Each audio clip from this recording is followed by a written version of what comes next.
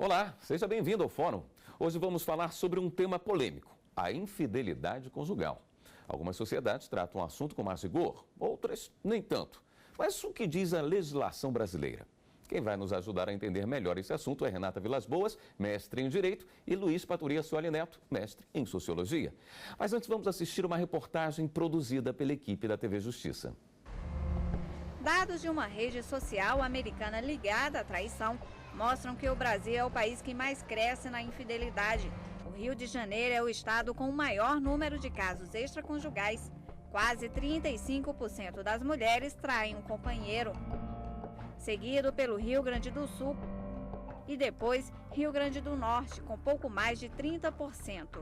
Em um ano, os homens casados possuem 2 parceiras fora do matrimônio. As mulheres têm em média um amante. Uma mulher de Santa Maria, no interior do Rio Grande do Sul, pediu na justiça indenização da amante do seu ex-marido por prejuízo ao casamento. A autora alegou que, por causa da traição, ela passou a sofrer de ansiedade e depressão. A primeira instância já havia negado o pedido da mulher.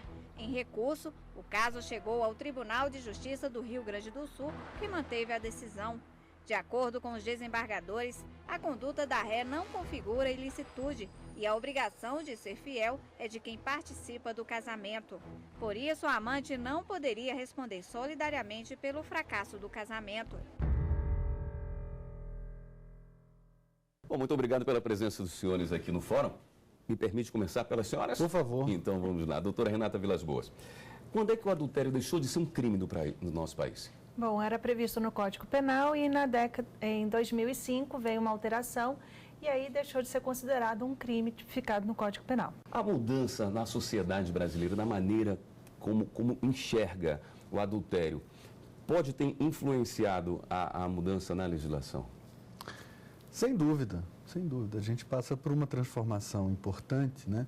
Que é o processo mesmo de nos constituirmos como uma sociedade, digamos assim, mais contemporânea, cujos princípios do individualismo, da liberdade e da intimidade são muito importantes, né? Ou seja, a distinção bem clara entre as dimensões pública e privada, né?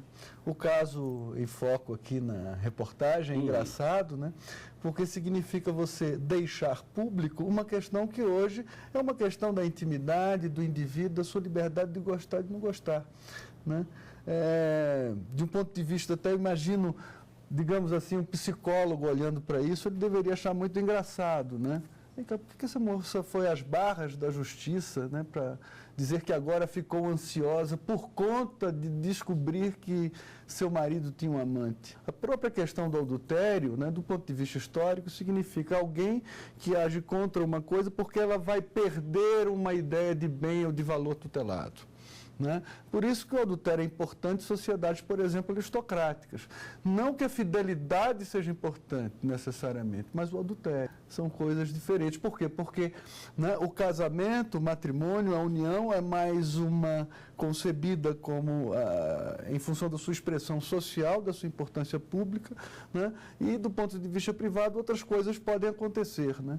É engraçado, você for à Europa, né, boa parte dos castelos, quando você vai conhece os aposentos, né, reais e os aposentos de núpcias, né? Enfim, tem um lugar onde o rei e a rainha ficam juntos, né? Mas tem também os lugares onde eles de fato amam, e não necessariamente entre os dois. O adultério, portanto, numa circunstância como essa, significa uma questão de Estado, numa ideia, né, de sociedade patrimonialista e patriarcal também. Quando vai para o judiciário, normalmente é o quê? Uma solicitação de reparação por dano moral? Como é que chega para o jurídico?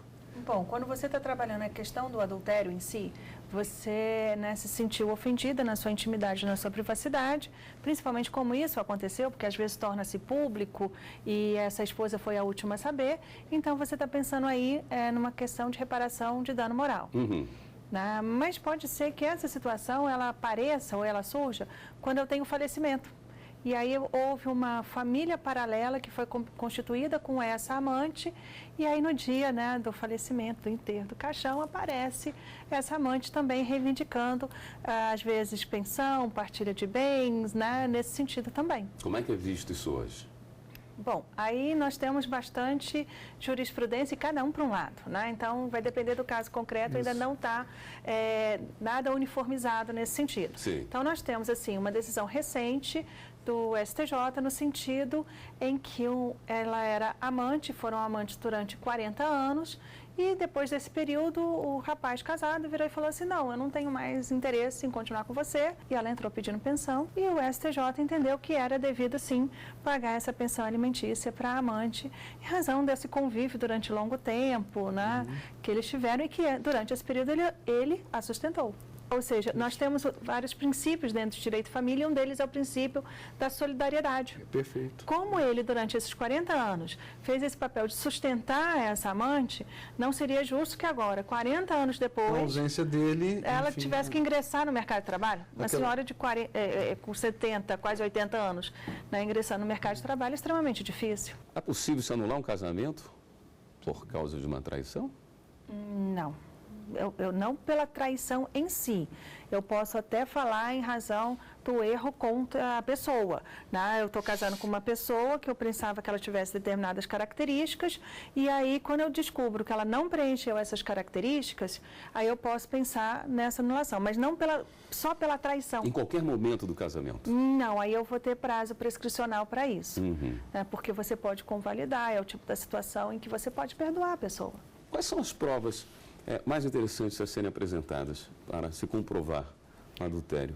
Bom, a gente pode ter aí a cobrança em cartão de crédito, de repente eles frequentam um motel, restaurante, talvez sejam presentes que foram comprados para essa amante, né? Então seria prova documental nesse sentido. Também tem como ele se posta, né? Às vezes ele vai e aluga um imóvel para ficar com essa amante, alguma coisa assim. Vou ter o porteiro, eu vou ter o vizinho ali de porta que vai estar podendo levar essas informações. Hoje a gente tem as redes sociais. Então, essa troca, né, de informações entre ele e a amante, ou ela e a amante, né, porque tanto faz, isso é tanto feminino quanto masculino. Pegando esse gancho, a legislação cobre também as uniões homoafetivas? Não faz a menor diferença para a gente, né? Assim, no momento que você fala em casamento hoje, o casamento tanto é hétero como homoafetivo, então não há esse tipo de distinção. Logo, a repercussão, né, de um adultério é indiferente à espécie de casamento. Para a gente é indiferente. Então, nas uniões ou casamento homoafetivos, eu posso me deparar com uma situação também de adultério. Quer dizer, havendo o laço afetivo... Havendo o casamento... Aí eu vou estar falando nessa infidelidade. Quando é que a gente começou a enxergar essas famílias? Essas famílias novas? Eu, como professor numa faculdade de Direito, sempre escuto alguns alunos me falarem porque a família evoluiu. Eu não sei se ela evoluiu, se ela evoluiu, isso para mim tem pouca importância. O que tem importância é, nós estamos olhando para uma situação, tá certo? Que agora ela passou a ser tutelada. Porque houve uma mudança importante e ela até passou a ser tutelada, digamos assim, tardiamente. Houve uma mudança importante na Constituição, né? A família ela também passou a ser reconhecida do ponto de vista jurídico como um fato social também. E aí isso permite a ampliação, né, daquelas uniões ou daquelas associações que podem ser também designadas como família, né? Antigamente se designava como família meramente aquelas situações ou aquelas associações em que se estabeleciam vínculos biológicos ou sanguíneos, né? Hoje em dia não, família é um fato social, são as relações que definem, a maneira, né, das pessoas se relacionarem, que definem família. Nesse sentido, nós progredimos de uma visão, né, de macho e fêmea criando, né, produzindo filhotes, para a ideia de uma associação, né, que tem a figura de parceiros, né, tem a figura de pais ou de mães, constituindo aquela unidade familiar. Saiu-se da ideia de procriação para a ideia da afetividade, da junção das pessoas em razão do afeto. Por isso a dimensão da solidariedade se torna tão importante, né? E no caso que a professora coloca, né, de fato o sujeito se tornou, ele era também daquela outra família. Ele era também, né, exercia uma função importante na outra família, e uma função também econômica. Nós vamos fazer um rápido intervalo, voltamos já com o Fórum. Estamos de volta com o Fórum. Hoje a discussão é sobre infidelidade conjugal e legislação. Como é que a legislação brasileira enxerga a pessoa casada que tem uma família em paralelo? Bom, a legislação ainda não trata disso de forma expressa, né? Essas famílias simultâneas ou essa, né, família paralela, ela ainda não tem um amparo legislativo. O que a gente tem são decisões no judiciário, né, e doutrina falando sobre o tema. Mas especificamente em termos de legislação ainda está muito a desejar. O que a gente tem então? Esse judiciário verificando que há uma dependência econômica, existe a possibilidade, então, de pensão alimentícia ser dividido. Ou, se a gente está falando na construção de um patrimônio, e esse, né, que seria o mediador entre essas duas outras pessoas, ele vindo a falecer, eu posso falar tanto em triação como em meiação. A triação seria a divisão entre os três, né? Então, eu teria, vamos imaginar a situação de que forma, em que partes? Se for entre os três, seria igualmente entre os três. Ou então, eu posso imaginar acontecendo uma forma entre a esposa, com ele, ela ficando com 50%, e entre ele e a amante, os dois ficando, cada um com 20% do patrimônio. Então, é uma outra forma de visualizar, tendo como base se essa esposa conhecia ou não conhecia dessa relação paralela. Então, se ela conhecia, era conivente, e às vezes isso serve até mesmo para manter o casamento, né? Então, dividir igualmente entre os três. Se ela não conhece, se ela não tem esse conhecimento, essa informação, então ela seria preservada 50% dela, da meação prevista no Código Civil, e os outros 50% seria dividido entre ele e a amante. Vamos pegar um pouquinho de história? Como é que essa relação de adultério, como é que ela foi construída no país? Nossa sociedade mudou muito, né? Houve uma série de descontinuidades. Não quer dizer, evidentemente, que a gente ainda não encontre a figura, né, do machão vilipendiado pela esposa em sua virilidade, honra, essa história. Ainda existe, né? Diz um historiador francês fantástico, né, o Ferdinand Brodel, ele diz o seguinte: um dia de história, a gente pode ver toda a história, desde práticas muito antigas e que nos fazem olhar para muito atrás da gente, até práticas muito recentes, ou seja, né, maneiras de viver, de se comportar, que são muito de hoje em dia. Né? A gente fez uma mudança muito grande, deixamos de ser uma sociedade, né, digamos assim, estamos deixando ainda algo aristocrático e passamos a ser uma sociedade mais urbana, mais cosmopolita, né, mais complexa, né, em que o princípio do individualismo, não no sentido do egoísmo, mas no sentido, né, da separação importante entre o público e o privado, começa a acontecer de maneira cada vez mais intensa. De forma que, nesse tipo de sociedade, né, dificilmente o adultério é um assunto, é uma questão.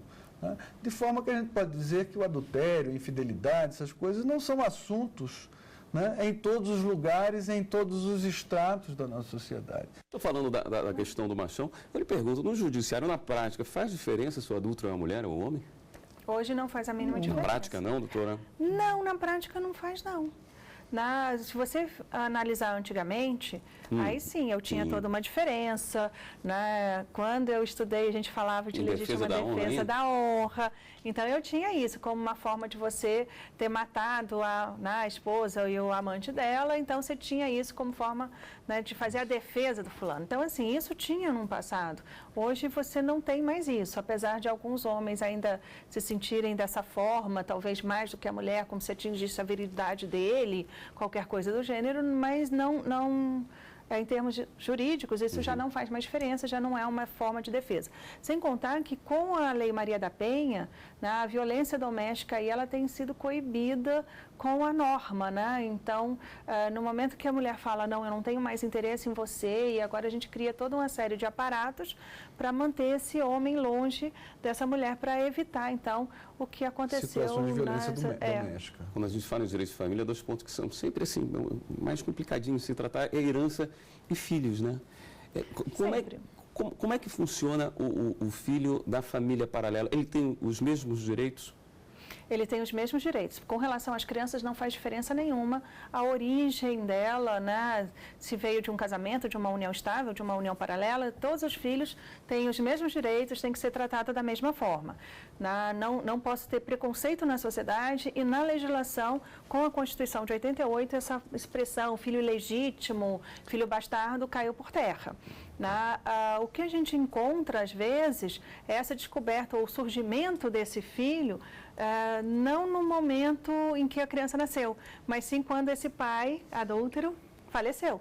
Aí ele aparece, né? Porque durante o período em que o pai estava vivo, ao invés dele ter registrado, que deveria ter feito, não fez, ele paga uma pensão ali por debaixo dos panos, essa mãe fica satisfeita e vai mantendo aquilo ali, para manter, entre aspas, em segurança a família, né, tradicional. Mas mantém-se essa família paralela, e aí quando ele vem a falecer e falta agora dinheiro, essa criança numa surge, situação precária, né? Ele surge, essa criança, e diz, eu quero, né, participar também da herança. Então, bom, aí é simples, faz esse exame de DNA, comprova-se essa paternidade, ele passa a ter o mesmo direito que os demais irmãos teriam ali. Né? Então, bom, assim, é demorado? Né? Mas é uma coisa tranquila de você demonstrar no judiciário. A gente, quando cita esses exemplos, parece que está falando coisa de muitas décadas atrás, né? Esses exemplos deixarão de existir em pouquíssimo tempo, você acredita? Acho que não. Também acho que não. Não, por quê? Ainda existem muitos de nós, né, que ainda pensam como antigamente, não só pensam, vivem como antigamente. Né? A gente tem essa convivência, né, do mais novo, do que é de fato novidade, né, com o que já acontece há muito tempo. É evidente que a esperança nesse sentido, né, é que essas coisas interessantes que estão na novidade, né, elas venham a crescer, né, e diminuir cada vez mais a frequência dessas coisas que são mais antigas. Né. Mas não sei não, né, a gente percebe hoje claramente um fortalecimento muito grande, né, de posturas conservadoras, né, e anti-altruísticas e intolerantes na sociedade brasileira. E esse discurso conservador, na verdade, representa boa parte da nossa sociedade, que é um discurso sobre família, né, que é um discurso sobre homoafetividade, que são discursos evidentemente sectários, né, que nos fazem lembrar um modelo de sociedade em que misturas, diferenças, essas coisas, né, não são bem vistas, nem bem acolhidas. Né. Ainda se apegando a exemplos, uma pessoa que pensa numa compensação, alegando dano moral, porque foi traída, e o traidor diz, olha, eu traí porque eu já havia sido traído por ela antes. Isso para a legislação faz alguma diferença? Quem entrou com a ação primeiro leva alguma vantagem? Anula-se esse caso totalmente? Como é que fica uma situação dessa? A gente não vai falar né, eu traí primeiro, você traiu primeiro, então ficou no 0 a 0, não. A gente vai ter que ver a extensão, porque eu posso ter as duas traições acontecendo, mas uma houve ofensa à honra e a outra não. Tem uma Depende de como aconteceu. Veja bem, a gente tem que fazer uma distinção aqui. Por exemplo, no caso da reportagem, a moça entrou com uma ação, né, reclamando danos morais. Não houve êxito. Né? Não há dano moral aí por uma série de razões. E aí o outro lado é o lado, enfim, né, das consequências, né, em caso de famílias paralelas. E aí, no caso que ela toca e que ela conta para a gente, que a professora conta para a gente, não é dano moral, é responsabilidade civil. Responsabilidade civil do sujeito perante aquela outra família paralela. Ou seja, ele tinha duas famílias, houve um assentimento, uma assunção, né, do Estado que há duas famílias e essas duas famílias, né, têm direitos. A senhora acredita que a nossa legislação precisa trabalhar melhor essas novas situações que nós estamos encarando hoje? De polifamílias, famílias homoafetivas, de união estável, isso precisa ser revisto quando se fala em adultério no Brasil? Eu acho o seguinte, o Estado tem que ter uma intervenção mínima nas questões referentes à família. Ele não tem que dizer com quantas pessoas você pode casar ou deixar de casar, quais são essas consequências, né? Tem que ser uma intervenção mínima e no sentido protetivo, no momento em que há um prejuízo aí. Mas o nosso Estado, ele ainda visualiza não a família, mas a questão do patrimônio. Muito do que a gente está discutindo em relação ao adultério, a questão da constituição de famílias paralelas, o problema não está com base na afetividade, está com base no patrimônio. Como é que Foi o caso inteiro dela, está com base no patrimônio, não está entrando aí a dimensão moral. Com quem fica esse patrimônio? Como é que eu vou partilhar esse patrimônio? De que forma? Será que eu, que não estava na família titular, tenho algum direito a esse patrimônio? Afinal, é essa a questão. É isso que a gente precisa de discutir, como vai ser feita essa divisão, essa partilha. Aí o Estado vem dizendo, cada um construiu o seu, fica com o seu, ou não, uma forma, ou então todo mundo se junta e divide por 3. Isso é algo que precisa ser trabalhado. Mas com relação à forma de constituição de família, creio que todas elas devem ser respeitadas e sem a intromissão do Estado. O Estado não tem que dizer a quem eu vou gostar ou deixar de gostar. Se é uma pessoa, 2 pessoas, né? Se eu vou ter uma combinação de família poliafetiva. Ele entra na relação familiar para tutelar direitos. Agora, que direitos ele tutela a partir de 88, graças a Deus? Bem, são alguns direitos muito mais interessantes do que esse direito do ponto de vista da honra e tal. Não, nós temos aí uma dimensão importante, que é uma ideia de dignidade humana associada a um princípio mais individualista, não no sentido do egoísmo, mas no sentido da gente entender que a gente é igual ao outro, que nossas diferenças precisam ser toleradas, não é? Que está associada a uma dimensão também de liberdade, né? Que isso tudo é fundamento da nossa Constituição. Bom, aí eu tenho o Código Civil, que ele vai estar falando, né, sobre questão de casamento, união estável. Eu tenho aí, se você vai tratar a questão de divórcio, eu tenho a lei do divórcio, o novo Código de Processo Civil vai me explicar como é que eu faço um divórcio ou uma separação, né? Então, são várias as normas que podem, né, abarcar, depende do ângulo que você estiver olhando.